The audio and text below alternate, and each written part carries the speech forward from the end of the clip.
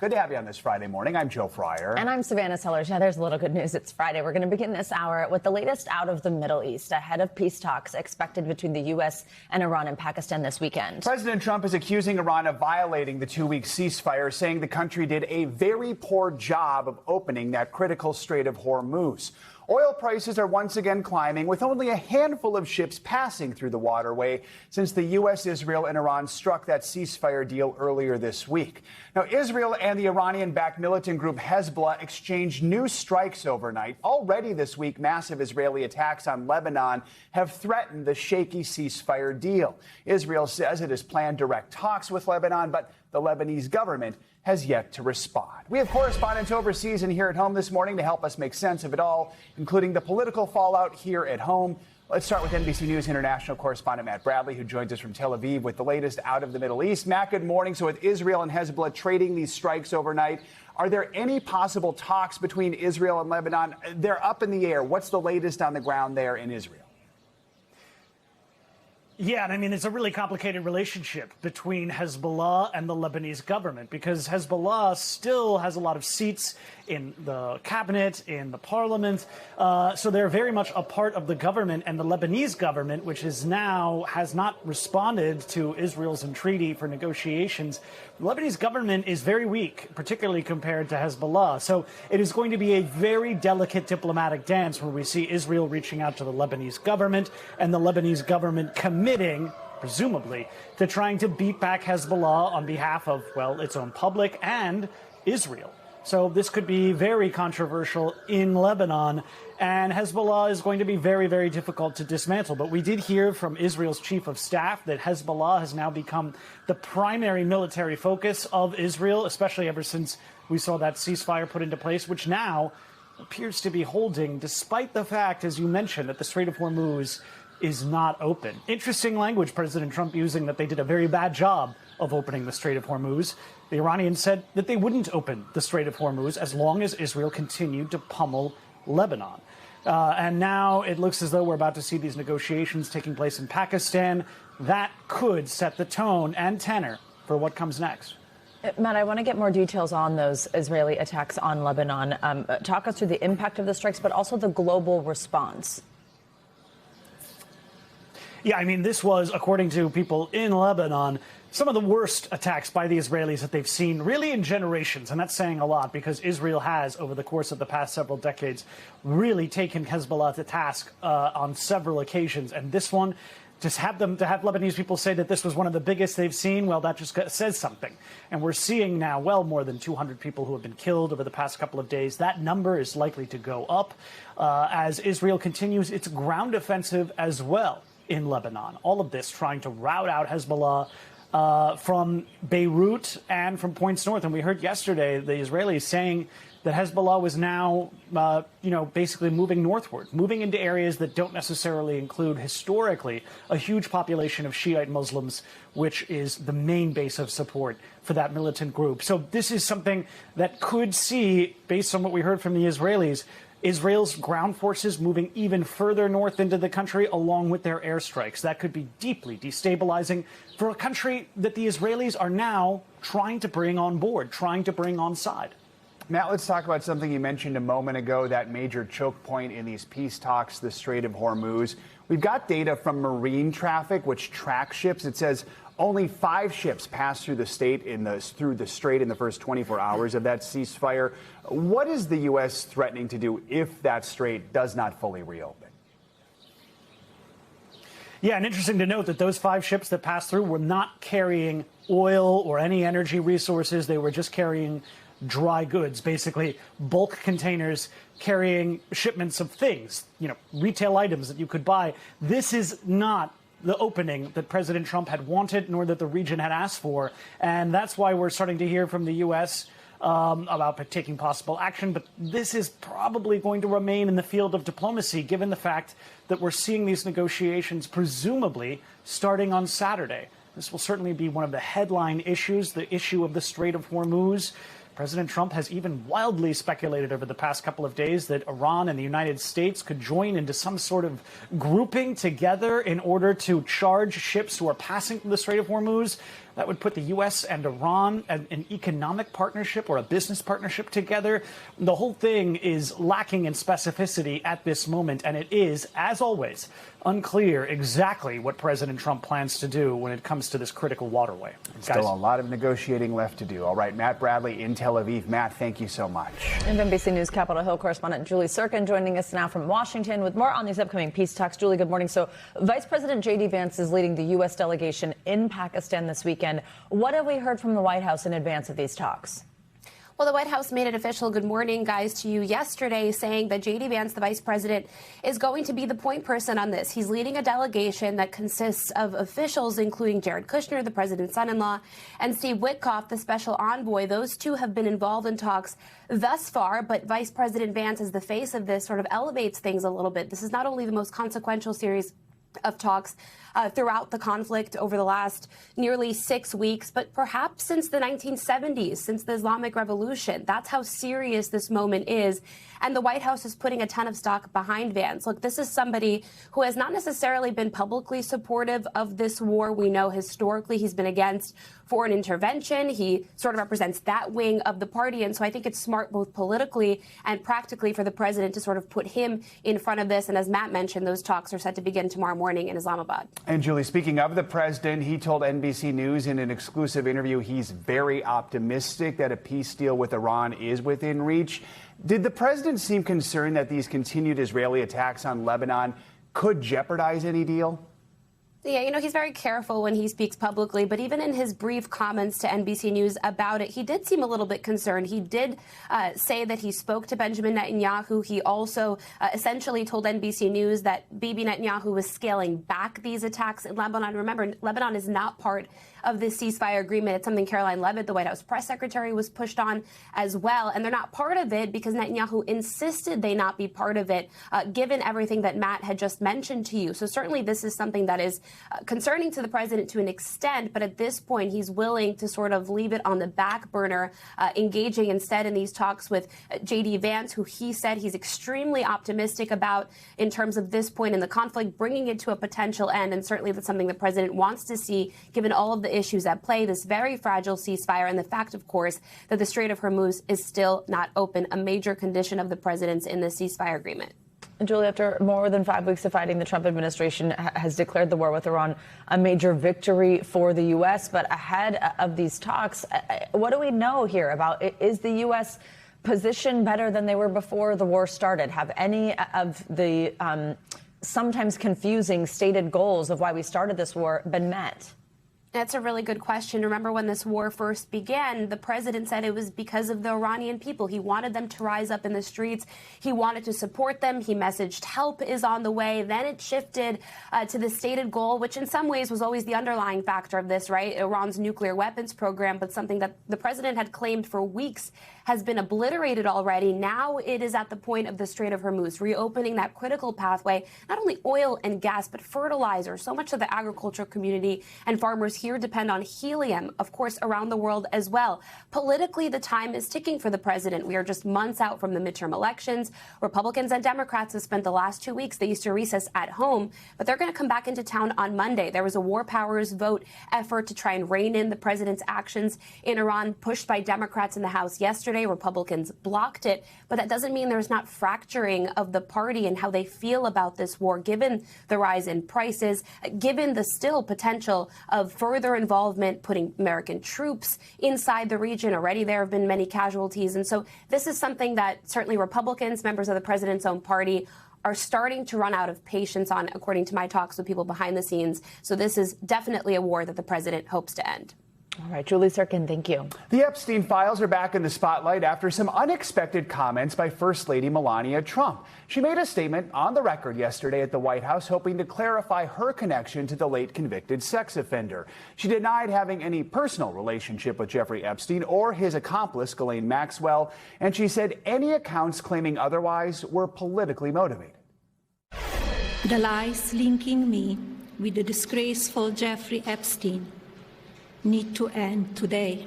These images and stories are completely false. I was not a participant, was never on Epstein's plane, and never visited his private island. I call on Congress to provide the women who have been victimized by Epstein with a public hearing. Then, and only then, we will have the truth.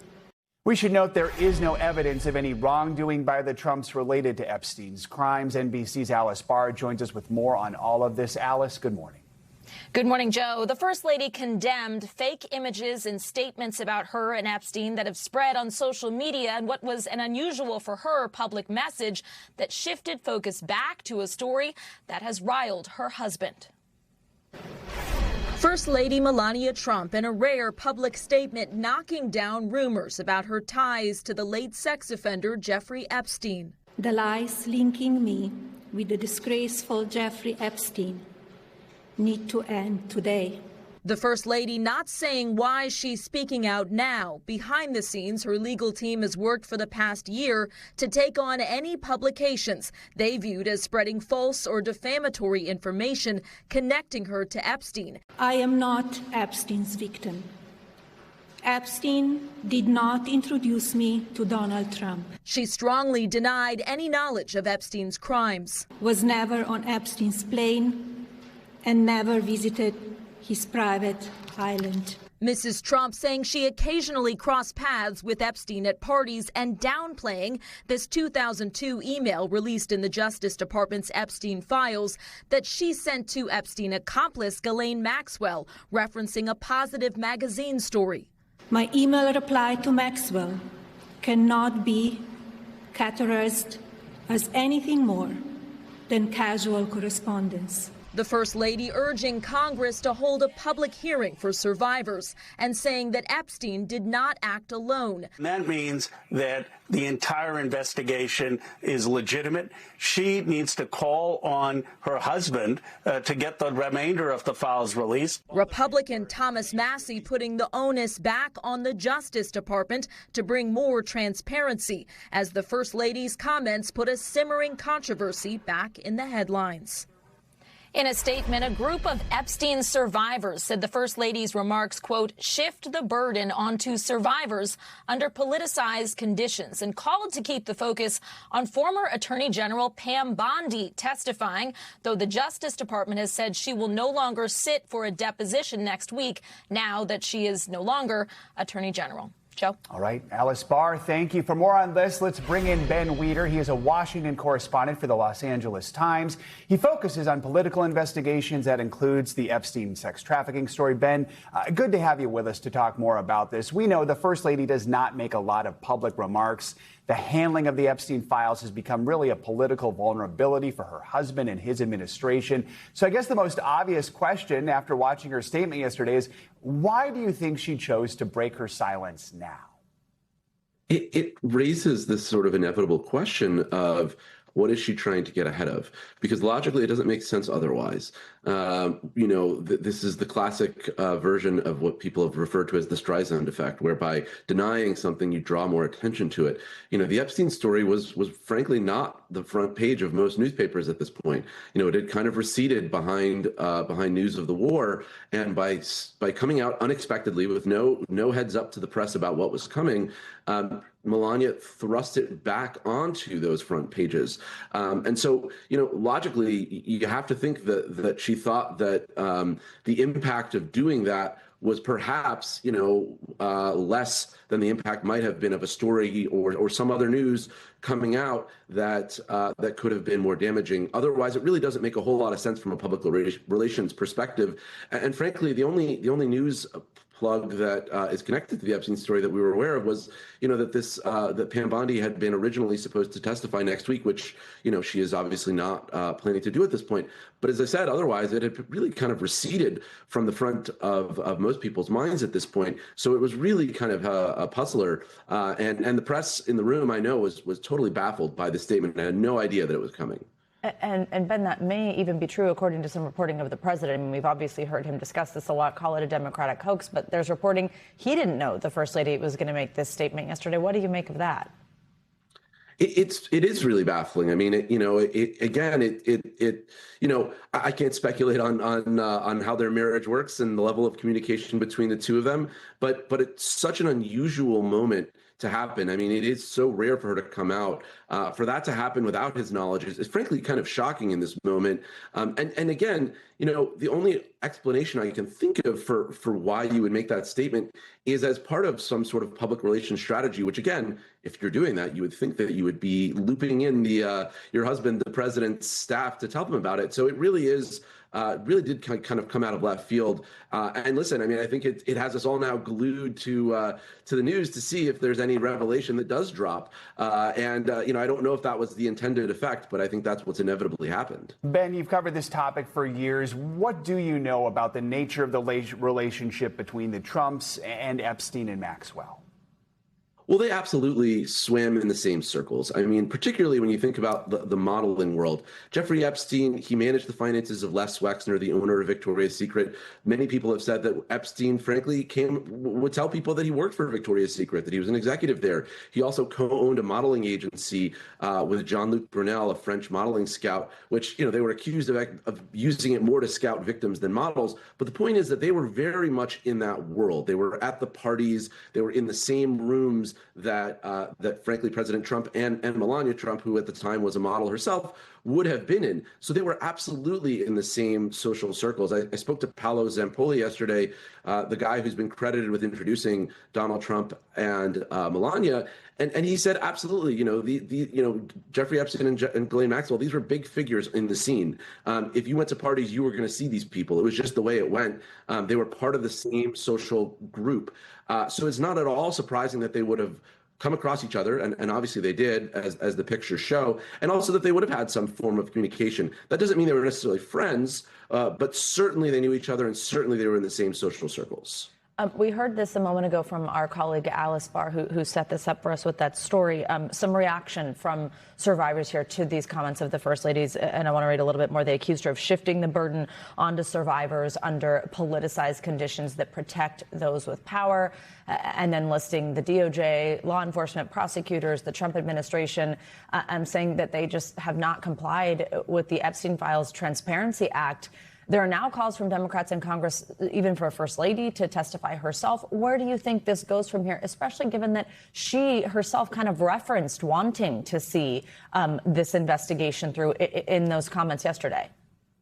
Yeah, I mean, I think the victims have felt throughout this process as though they have sort of been used as political cover for any number of different people on different sides of the aisle with this story. And I think for a lot of the victims, their attitude is, if this story's out there, if our, traumatic experiences are going to be brought back up and exposed to the public, well, maybe can we get some actual truth here? Can we get to the bottom of what actually happened, of why Jeffrey Epstein escaped major punishment, of why so many other potential co-conspirators escaped punishment? And I think, what that statement reflects is the frustration that for all the attention that has been paid to the Epstein files, for all the news stories and all the statements made by politicians, we haven't learned that much more about exactly, why the Justice Department didn't pursue criminal charges against anyone else connected to this. There are still so many unanswered questions.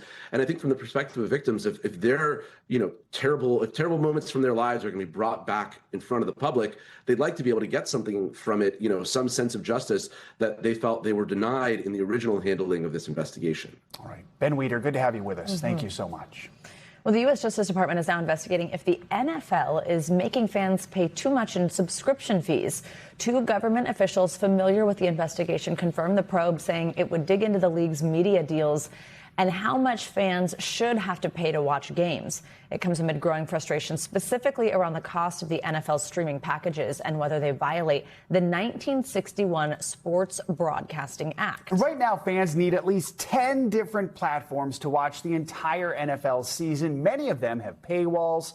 NBC News reached out to all these platforms. Only Netflix responded to it and declined to comment. The NFL did respond. In a statement, the league said 87% of its games are free on broadcast television, especially in the markets that have teams of their own. It also said the league has always put fans at the center of how it distributes content.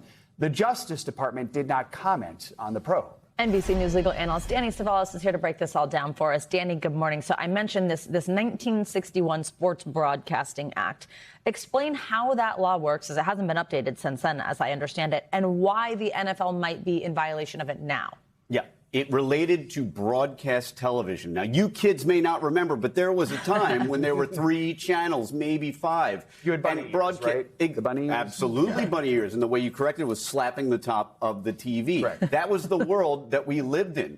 And that law is simply ill-prepared to deal with the modern era where we can watch NFL games on our phones, anywhere, laptops, streaming. There's just so many other options. Now, the law back then, let's take a look at antitrust law. It's simply the idea that if a company or group of companies use their market power to dominate an industry and therefore cause raised prices, because after all, if you own the industry, then you can set the price at whatever you want. If you're the only supplier of oil, eggs, whatever, you set the price at whatever you want. In America, we say it's good capitalism, you make money, but if you make too much and you're too powerful, we don't like it. That's antitrust law. And it gets even more complicated because that 1961 law gave the NFL a bit of a carve out. They said, okay, you can pool your resources, you can pool your footage, your broadcast rights, and sell them as a group. Normally, that would be a huge red flag for antitrust. Group of companies getting together, setting prices, not allowed. But that carve-out is at play here. The problem is it dates back to 1961. Yeah, reminder, this is just an investigation at this point. You touched on it here. What exactly do you think the DOJ is looking into right now? What is the likelihood we see any sort of legal action against the NFL? Yeah, they're looking at a lot of very complex rules because you start out with the general rule of antitrust, which, in my view, varies according to every single industry. How can you say that one industry or company is dominating in a way that is similar to another? So I think every antitrust case is very fact-intensive. But then it gets even more complicated because the NFL is operating under a carve-out. They're allowed to have some degree of monopoly when it comes to selling their broadcast rights. And by the way, what are broadcast rights in the modern era as compared to 1961, when the intent of the statute dealt with a very, very narrow area? So I think the NFL is roughly in a good position here because at minimum they can say, look, we're trying to comply with the law. It's not our fault that Congress hasn't updated it since 1961. Go yell at Congress, not us. What could this mean for other sports leagues? Well, I think because the NFL is the major player when it comes to TV rights, that's the one that's going to be the bellwether. But the 1961 law applies to other sports leagues. So this is a very important investigation, and we'll all be looking to see what the outcome is. All right. Danny Savalas, thank you. Let's get a look now at the New York skyline this morning. It is starting to look and even feel more like spring on the East Coast today, so it seems like the perfect time for your morning News Now weather. Look at that's like that little angel lighting coming through the clouds. Angie Lastman is here. Cue the soundtrack. Wow, I'm a little happier with you today, Angie. Oh, I Angie can requested tell. that lighting, by the way. I did. Listen, I'm trying to do whatever I can to make the people of the Northeast happy because let me tell you, they've been filling my inbox with complaints about how cold it was. But I've got good news for, of course, you, Savannah, and Joe, but also everybody else that lives up and down the East Coast. We're going to see our temperatures warm up, and it really starts today for a lot of folks. Here's what we've got on tap here as we get into next week, though. Let's start with the really good news. Notice these temperatures. You wanted it to be warm, so we gave you 92 degrees in Washington, D.C. on Wednesday. We've got 80s on tap Tuesday and Wednesday in New York City as well. These will likely be some record highs.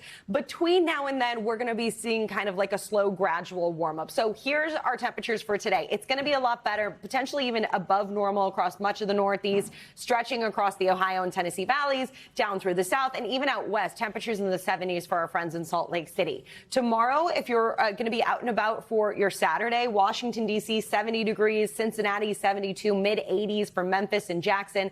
And then we kind of start that real quick warm up that we're going to see for the beginning of next week, where we go from the 70s on in Washington, D.C. on Sunday to the upper 80s by Tuesday. That will feel much more typical for this time of year. Meanwhile, out west, we've into the Pacific, really, we've still got some Hawaii flood alerts. We've got additional rain that we're watching. This is going to be problematic for folks across the island chain. Again, we're going to be kind of picking up additional rain on top of what we've already had. So the flooding concern remains, especially across parts of the Big Island.